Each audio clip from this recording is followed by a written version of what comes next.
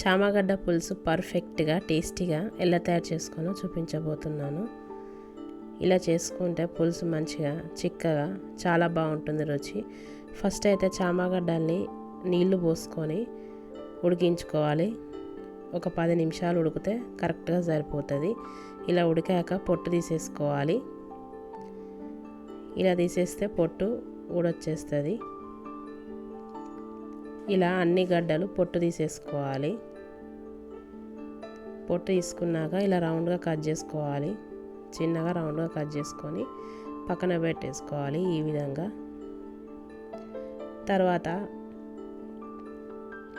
Oil heat అయ్యాక ఆవాలు వేసుకోవాలి. ఆవాలు చిటపట్లాడాలి. తర్వాత జీలకర్ర వేసుకోవాలి. జీలకర్ర చిటపట్లాడాలి. ఆవాలు జీలకర్ర చిటపట్లాడాక కట్ చేసుకున్న 2 ఉల్లిపాయలు వేసుకోవాలి. వేసుకొని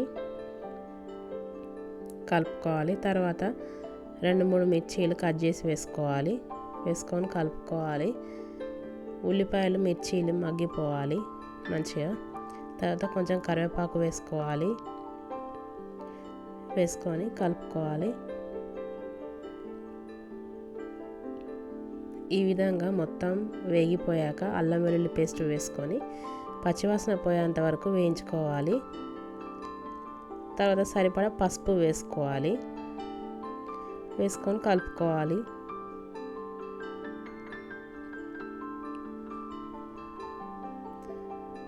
ఇందాక ఉడికించుకొని పొట్టు తీసుకున్న చామగడ్డని ఇందులో వేసుకోవాలి.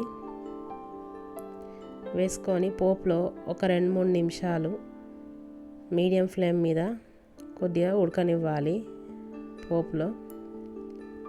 ఇలా కొంచెం 2-3 నిమిషాలు ఉడికాక తగినంత కారం వేసుకోవాలి. పులుపు కాబట్టి కొంచెం కారం ఎక్కువగానే వేస్తున్నాను. తర్వాత వేయించిన ధనియాల పొడి వేసుకోవాలి. తగినంత ఉప్పు వేసుకోవాలి. వేసుకొని కలుపుకోవాలి.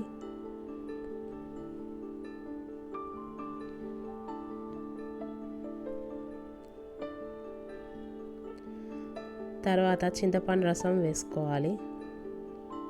నానబెట్టిన చింతపండు రసాన్ని ఇందులో పోసుకొని తగినన్ని నీళ్లు పోసుకోవాలి. పోసుకొని పులుసు దగ్గర పడేంత వరకు మరిగించుకోవాలి. కొంచెం చిక్కగా అయ్యేంత వరకు మరిగించుకోవాలి. మూత పెట్టుకొని మరిగించుకోవాలి. ఇలా మరిగాక కొంచెం ఇలా చిక్కగా పడ్డాక స్టవ్ ఆఫ్ చేసేసుకొని రైస్లోకి తింటే చాలా టేస్టీగా ఉంటుంది. ఎంతో రుచిగా కూడా ఉంటుంది.